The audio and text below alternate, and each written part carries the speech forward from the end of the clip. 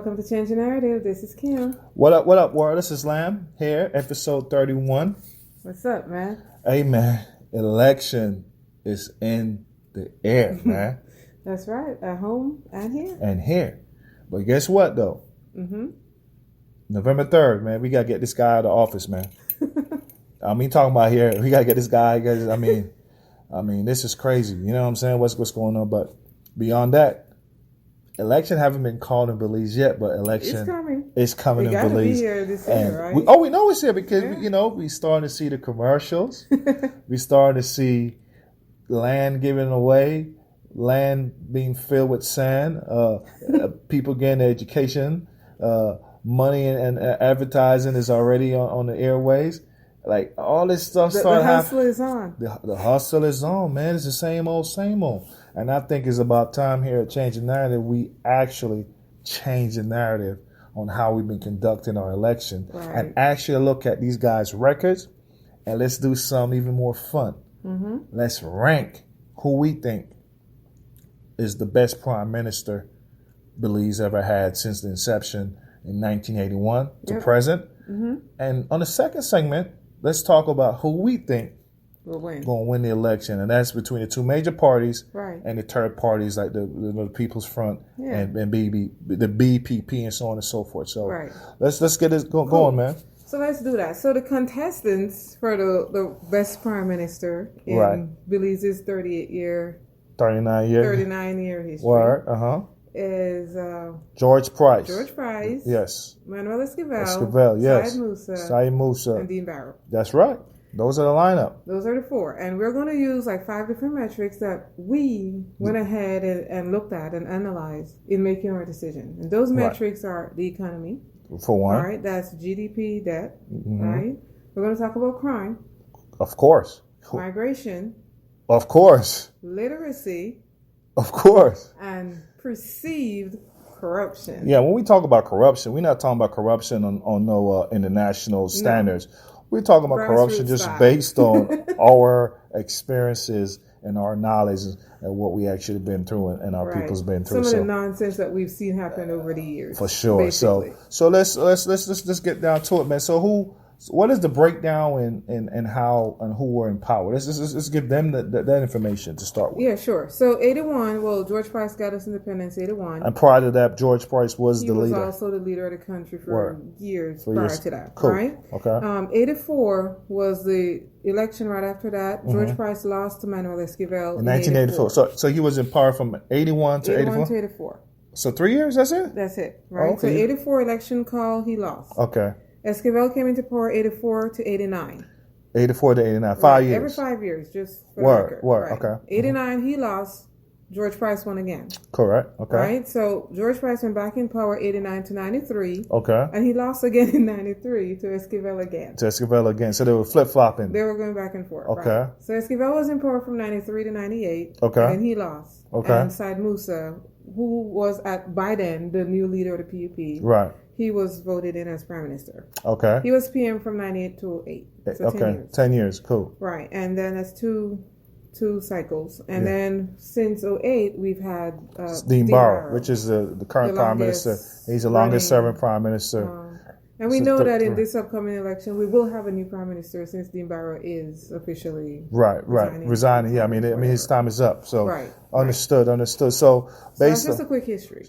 Which is dope. So based on let's start. We're gonna rank each guy based on the matrix, the metrics that you put forward. So let's start with who had the best economic growth or GDP growth over the last 39 years. Okay, over the last 39 years, it's been Esquivel. Manuel Esquivel. We do have to do honorable mention and say, though, that prior to Belize gaining independence, we did have great economic growth under the leadership of George Price, which got us to the point of feeling confident enough to want to be independent and so on and so forth. Correct. So we have to mention that. Definitely, because, again, that's what I'm saying. Some of these numbers will be kind of misleading because it's kind of hard when a guy already built up something and he lost and another one takes it over. So when it comes to economic growth and so forth, it can be a little bit tricky. Right. But when we looked at the numbers, Esquivel had the best economic numbers within his 10 years. Is primary in terms of both GDP and growth. Growth. Okay. Okay. Okay. Cool. And then crime.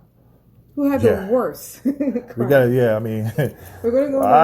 Listen, man, I already know who had the worst crime because I think I was there to see a lot of it. You know, what I mean, I think for me personally, without after looking at the numbers, I think the crime took off under from 1997 and just got crazy between 97 and 05. That's right, and that was under Said Musa. Yeah, I mean, it's almost it started in 97 and then it went crazy. It's always right in regards to how crime just took off, and now it's just been crazy ever since. Correct. Murder rate we've been so according to the numbers, we're averaging about 37 murders per every 100,000, and for people who don't understand, that's the second highest within our region and one of the highest in the world. Right. So it's pretty bad. But these is 400,000 people in that country. Yeah. For us to be killing ourselves at that clip, it's just astonishing to me. That's true. Right. So for crime, the worst we've seen crime was it started under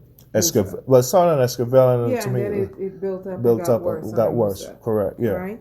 And then migration, we're going to look at that from the perspective of when that went high. Yeah, because that's in correlation to crimes as well. Correct. So that, again, was under Musa. Musa. So the worst migration period is between the years of 2000 2005. Correct. That's when migration. When we saw a real huge. That's when everybody decided they can't take it no more. Correct. And people don't gotta understand, migration is very significant because migration is telling you that your talent, the people that Belize invested in regards to their education and so forth, has decided that for one, economic wise, they ain't seeing any progress, and protection and crime wise is just too high for their safety. Right. So they're moving to better pastures. Right. For their own sake, So you really can't fault these folks who want to live a better life. Right. You understand? I think we as Belizeans or as a country in a whole really got to deal with this issue in migration and trying to find incentives and give people reasons to want to stay in Belize because, again, it's not worth losing your life. And if your life ain't worth nothing to being at home, then why stay? That's right. You got to look at that big time. Literacy. That is education. How educated are people? And it's crazy. So who has the worst literacy since the the numbers you're looking at? Well, 91 we were at about 70% literacy. Yeah. So I looked at that too, man. I looked at all the way back to 1950. Yeah, I looked back all the way to 1950. So back in the 50s, Belize literacy rate was 63 out of 63%. You know what I mean? So 63% of the population was literate. Right. In 1991, it was 71. 70% of the population is literate. And as of today, in 2020, we're at 82.3. Right. So, which is a little bit higher. I mean, we are more exposed to the internet and so on and so forth, technology. Right. But in comparison to the rest of the world, that is terrible. Right. So we have to give it to Barrow. Dean Barrow has the highest literacy. But that's not saying that it's good. That's just good. Having to give it to one. But man, there are countries who are at 100% and have been at 100%. Right. Especially the countries in the Caribbean, countries like Cuba, have been at 100% literacy rate since 2008. Right. You know what I mean? So we still have a lot of work to do in that department. Right. We still have a lot of investment we got to put in this department. But in regards to who tenure, the literacy is highest, that goes to Dean Barrow. Correct. You know and the last one we're going to look at is perceived corruption. And that's just from our perspective or our point of view. Under whose leadership was corruption at its... Rampant, as worse, yeah. Very worse. Or the biggest impact and things like that we've seen. And we gave that to Said Musa. Said Musa. I kind of agree with that. I think a lot of nonsense happened under that tenure, man. We saw BTL got sold for a little bit of nothing. We saw a hospital that none of us use was signed off on an insurance guarantee that all of a sudden the government can, I don't even know government can just sign off on stuff like that. We saw passports. We saw the super bond nonsense that they're going back and forth with. Right. You know, I mean, we saw millions of dollars being extorted, land just been missing, passports being sold. All the same stuff that goes on today was just as bad back then. And granted, right now it is pretty bad, but we have to keep it real. Say that with the age of technology and social media and internet and all that, everything is just more enhanced. Yeah, that's all it is. That's all it is, most definitely. So based on the raw numbers and the participants and their tenure, who do you rank as the number one prime minister Belize had since its inception? Number one, we had to give it to George Price. Most definitely, man. I think for me, man, to be honest with you, Reese, I just want to talk about him a little bit. I think that just the idea that this man was able to get independence amongst a bunch of different group of people. Again, we have 5, 6, 7 different groups ethnic groups in Belize, and to get all these people to get along under one banner, one flag. To me, that's a huge feat. And not only that, he was able to negotiate where we're getting protection from our old oppressors, which is the British, for protection from our neighbors, the Guatemalans and so forth, and was able to form some big alliances with our neighbors in the Central American corridor, like Panama, people to Panama and so on and so forth. Yeah. And those guys were instrumental in how Belize were able to get their independence. So I agree with you on that.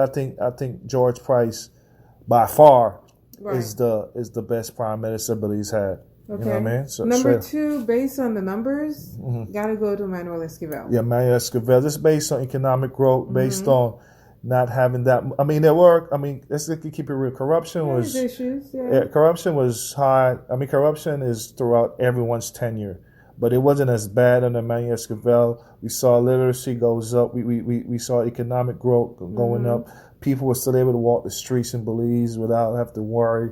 You know, it wasn't, all this nonsense. The debt wasn't off the chain. Yeah. So just based on the raw numbers, Manuel Esquivel is definitely number two in regards to that list. Right. Number 3 is the current PM, Barrow. The number 3 is Dean Barrow. Yeah, I mean, how do I say it, man? But let's keep it real. His numbers in regards to the economic wise, is dismal. It's bad, and he had 12 years to try to solve the issues. Mind you, now, you got to keep it real. Mind you, that he took over in 2008 when we faced one of the biggest economic downturn the world has ever had, and now he's going through one of the worst pandemics we have seen in over 80 years. The start of his tenure and to the end of his tenure, he's been facing just a climbing uphill. So his economic numbers will not be as bad, but we have witnessed a lot of corruption under his tenure, and the corruption still has not been addressed so far. Right. And my thing with him too is 12 years and there have been no real innovation or creativity coming out of the government. Correct. It's just more the same. And I think we were kind of hard on him for that. Because, I just expected a lot. I expected a lot more from him, man. I just thought that just based on the vision that he put forward coming into the office, I just really thought that we will live to see some of that come to fruition. Right. And a lot of it was just smoke screen. You know what I'm saying? A lot of it didn't really come to fruition, man. And I wish that wasn't the case, but we just got to go by the raw numbers, man, and what the reality really is. And the reality is a lot of the things that they were planning out and said they were going to do didn't get done. The country, economic-wise, has been dismal for the last 10 years. Migration is still very high. The crime rate has been consistently high. You know what I'm saying? And we got at third place to me, I think that's fair. That's where he, where he's supposed to be. Which of course leaves Syed Musa, who we have ranked as our worst PM since gaining independence. Man, I don't even know where to start with this guy, man. I think seriously, man, I think the crime, the whole crime, I'll start with the crime situation. I think the crime situation went haywire under this man's tenure. You know what I'm saying? That's when everything just went straight out of control, where the cops can't even, then we add the corruption on top of that. we had the people just decided that they got enough and the tenant leaving. The debt. The national debt, you know what I'm saying? National debt. It's crazy because some years you will see that there's some growth that happened between the years of 2000 to 2005. Mm-hmm. There was some growth, but the growth that we had didn't translate into actual tangible things we can touch within the economy. So that tells you right there that money was being pocketed, you know what I'm saying? Straight up, you know what I'm saying? So I think you're right in this instance, man. I think the worst prime minister Belize had since the inception is Sy Moussa. The best one we had is George Price. The worst. I think the worst thing George Price did was to make this dude be his predecessor. Straight up, man. Yeah. Man. So that runs us out. For sure. So let's talk about the upcoming election and what we got going on here. So now we have a new prime minister on one of the major parties in Belize, the UDP. Correct. And his name is Faber. Patrick Faber. Patrick Faber is the new not prime minister, but the person running. Standing bearer. He's the new standing bearer for the UDP. And for the PUP it's Briceño. Yeah. Right. Then we also have the third party groups, the People's Front. Yeah, the People's United Front. What? I'm sorry if I got your name wrong. I mean, the Belize People's Front Party. I think that's their actual name, and the Belize Progressive Party as well is another small third party. And my thing is this, man. Belizeans really need to start to give these third parties a hard look. Just give these people at least a shot to listen, to hear their vision for the country and what they can offer and the way where they want to take the country. I think it's kind of it's unfair that these guys are not getting the airtime that they need to even put forward their ideas. Mm-hmm. So a lot of people automatically tune them out. And these guys don't have the funds to try to bribe on these people to vote for them. So I think we need to get away from the bribing and just look at people's ideas. And I think some of these third parties, have that vision. I don't know how, the next step is to make sure they have the ability to implement it in front of the people. You know what I'm saying? So again, look out for the People's United Front, and that's the name of it, and the People Progressive Party as well. I think that's another party out there that's again who's I'm trying to get the Prime Minister's chair as well. So and they do have at least the Belize People's Front. They do have a representative in a lot of different areas. Right. I think that's the first time that we've seen a third party actually present people in so many different areas of the country. Right. So they have a shot of actually making now it's time for them to trying to find income, trying to generate some money so they can start to advertise and put forward, again, their vision. Because at the end of the day, you know how Belize politics works, man.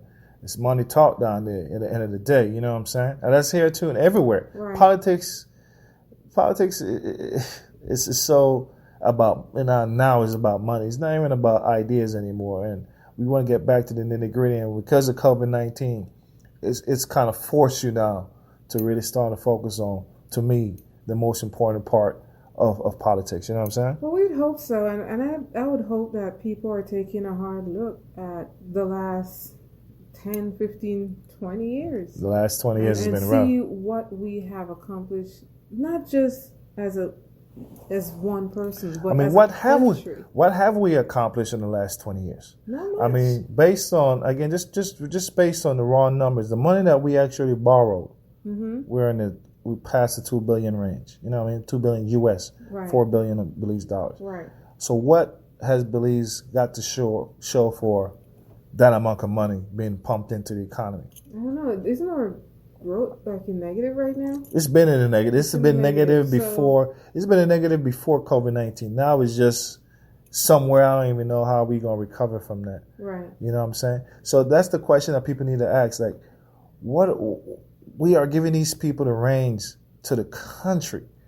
You know what I'm saying?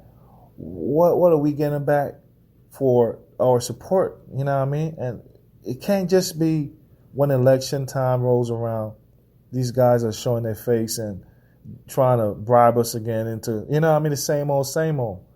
We got to start to really examine where we're going, because at the end of the day, man, as far as our national debt, this is not sustainable. Right. As far as how high the crime rate is, this is not sustainable. And not only that, the migration, the way how we are migrating. I mean, let's just keep it real. In regards to migration has slowed down a lot over the last 20 years. But it's slowed down for a lot of reasons. You know what I'm saying? Because there's visas is getting tighter to get, and so on and so forth, and they're deporting a lot of people back home as well. But what has remained the same with that is that it's our brightest and best talents that are leaving. Yeah. You understand? It's still the biggest issue. The scholarship recipients are getting the scholarships and not coming back home because they don't see anything to come back home to. Right. So wherein it hasn't, it's not as high as it used to be. Right. There is still the bottom line problem, which is we're losing all our talent. Our good people. Not only that, economic wise too. I mean, beyond that, economic wise, just what's going on in Belize, we're still spending a lot of money in Mexico. A lot of Belizeans are still going over to to Chetumal and these Melchor and so forth to spend their currency outside of the country, which in return will cause a bottleneck effect within the economy, because that money is not circulating within our people. Right. You see what I'm saying? Yeah. So it's like we've been facing that problem for a long time as well in regards to how we spend our money, and there haven't been any real.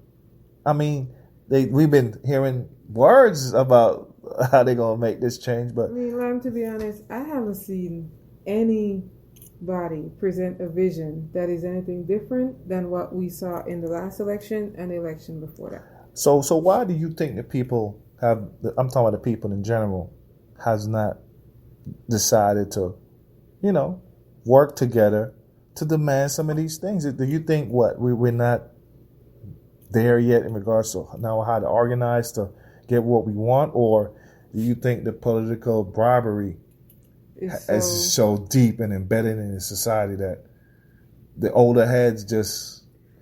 So I think that Belize is still very, very, very political, especially the older people. Like they're red or they're blue.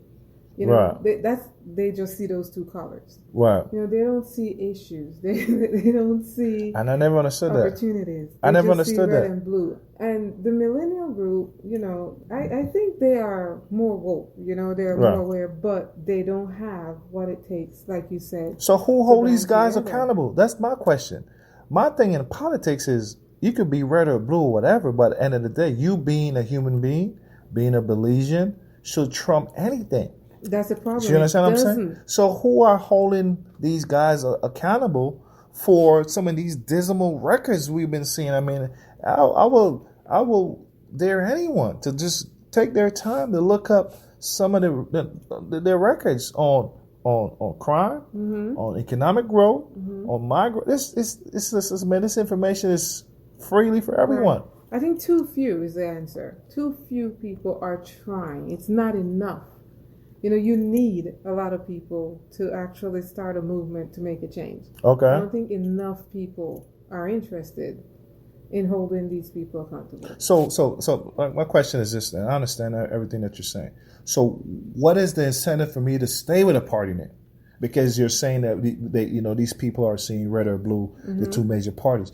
But what is the incentive for you to stay with any one of these? Why would you go heart and soul for a party that has done nothing, not only for you personally, but for the entire country as an entirety? So what is your incentive to do that? And I don't think I ever will. Maybe it's being outside of that we can't really see why the loyalty. Like, why are you so loyal to this one or so loyal to that one? Yeah. You see that loyalty. Right. It's crazy. And people will go at you. And we'll see it from this episode. Right. And that's the crazy part. We'll see it. The loyalty is so strong. But why? Based on what? Based on what? And that's all I'm saying. It's like, man, listen, man, I've never voted in Belize. I have no kind of connection to either of these parties. What I would like to see, Belize win. Like how we put out episodes after episodes stating that Belize is not living up to its expectation and its potential. Belize has a potential of being a $10 to $20 billion economy. Belize have the infrastructure. Belize have the geographical location and everything that you need to be a very prosperous country. And it's mind-boggling that we're not understanding where we're at in regards to our competitors in our region. You know what I'm saying? Right. And how do you explain that to a person? The first thing they'll say, they'll go back to their respected side and back into attack mode. And it's like, yo, like, I don't care about what party you decide you want to support. Well, my thing is, what are you doing or what are we doing to make sure the country as a whole is winning? Because let me tell you something. When you lose, everybody lose. Everybody lose. You see what I'm saying? When corruption happens on your side, it's affecting everybody's side. Right. And at the end of the day, politics to me should be more about the next generation. So the next generation will take the baton and raise the level. You know what I'm saying? No, we don't see that. But we're not. We don't. And listen, man. The idea that we think it's okay to mortgage our kids' life to crime and violence, and we have not done anything over the last 20 years to address this issue. That's the reason why I want to start my podcast. Is because I came from that region and I saw the neglect and the flat out just didn't give a damn about a segment of the country. And it's funny now that back then I saw it as it was just the section of the Belize that I'm from, to now that problem has evolved to the entire country. Yeah. And to add to that mix was the migration and everything else that we talked about here today. Okay. And it's like people are not putting one and one together. And as soon as these guys come and talk to you, it's like they completely forget that these are the issues. These are the things you should be trying to fight for. So, Lam, with all that said, prediction time. Who's going to be the next Prime Minister of Belize? What do you think? Well, based on the vibe I'm getting on the street, you know what I'm saying? It looks like there will be a PUP victory, but I think it will be close. I don't think they will win on the landslide they think. I think it will be a very close election. I think the UDP has a very strong, loyal base that we talked about. Right. But just based on who will be the next prime minister, I think Briceño will probably be the next prime minister. You know what I'm saying? That's just my prediction. Now, I would like to see people from the third party win a couple seats. Yeah, do you envision? Man, I want people from the Belize United Front win some seats. I want people from the Belize Progressive Party win some seats. I want to see power has a more equity,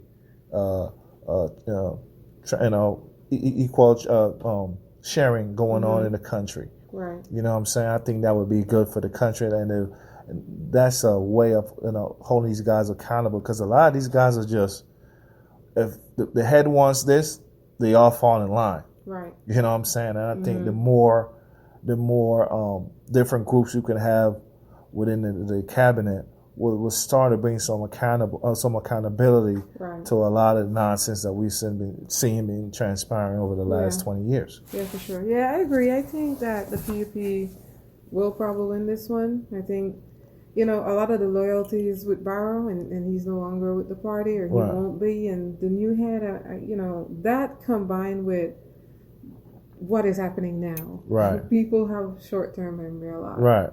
And with what's happening now, I don't know. I think after 3 years, after 3 terms, Yeah. After 3 terms, it's hard for any party to actually win, especially with the economic situation, with COVID-19, with just people struggling to get by every single day, man. Right. People are just, Again, but it would be a close one, man. Believe it or not, I still think it'll be a close one. But regardless of who wins, do you think Belize is going to win? No, and that's a sad part. That's a sad part. You know what I mean? 5 years from now, we can sit right here, and we're going to have a very similar conversation to the one we're having right now. Because these guys are chopping at the bit to do the exact same thing. They are going after these guys for. There will be nothing unique coming out of them. No. There's no innovation whatsoever. This is why you need younger people. But even the younger ones, see, you'll say that.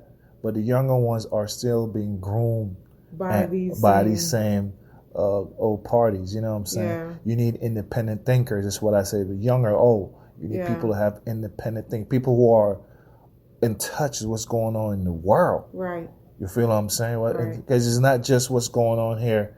What's going on in Belize we're a global economy now. You know what I'm saying? People who have an agenda for the people and who can influence those around them to have that same agenda. That is what is crucial as well. Because a lot of times they go in with a mindset that I'm going to do better, and then they let the majority pull them down. The problem is politics in Belize, like politics here in the States, like a reality TV show. It's like who's more popular. You know what I'm saying? Yeah. It's not who has the best ideas or who has the best vision for the country. Is who's more popular and who could do this for me right now rather than who could do things for the country. You know what I'm saying? It became a straight reality TV show, and that's terrible. You know what I'm saying? All right. Let's close off with one last segment, which is our COVID situation in Belize right now. We have had a little spike. Right. I know people are rattled a little bit. Right. But, we got to talk about that. I mean, we got to talk about it real quick. I mean, to be honest with you, man, a lot of the people are sitting there worrying about, again, the airport opened up on August 15th. They're so concerned about foreigners coming in, but they fail to understand that the people who are coming in are being tested repeatedly. They have an ability to track the people who are coming in, who are flying in. Mm-hmm. The issue has always been the people who are going back and forth to these neighboring countries, the jumpers and so forth. And I think, as it is right now, there are clusters going around in Belize. Oh, yeah. And the reason why we haven't seen a spike more than what it is because the testing ain't up to par to where it needs to be. Right. You know what I'm saying? So for the people who are thinking that we're out of the woods yet in regards to COVID-19, please be more vigilant. Correct. And be safe out there. And we know from what we understand, there is a vaccine that's coming down the pike. I hope that's the case. But until then, we got to take the proper precautions to be safe out there, man. Right, and let's just close off with that. This bubble that Belizeans want to stay in, it's unrealistic. Right? When you're out there, you need to have the mindset that it is in the community. Right. And take care of yourself. Right. That's what we do here. That's what you have to do. You have to have that mindset. All right? For sure. So with that, everyone, take care until next time. Peace Change out. Narrative signing off. Peace. Peace.